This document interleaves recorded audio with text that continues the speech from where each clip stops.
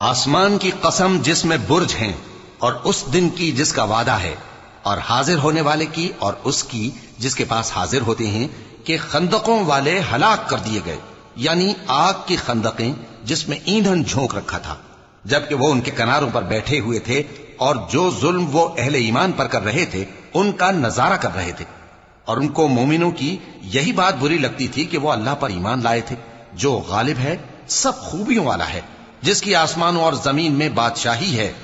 اور اللہ ہر چیز سے واقف ہے۔ ان لوگوں نے مومن مردوں اور مومن عورتوں کو تکلیفیں دیں اور توبہ نہ کی، ان کو دوزخ کا اور عذاب بھی ہوگا اور جلنے کا عذاب بھی،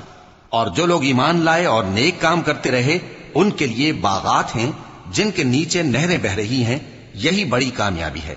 بے شک تمہارے پروردگار کی پکڑ بہت سخت ہے،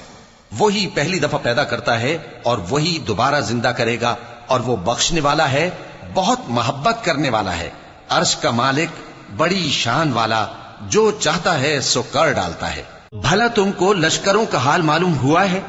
یعنی فرعون اور سمود کا؟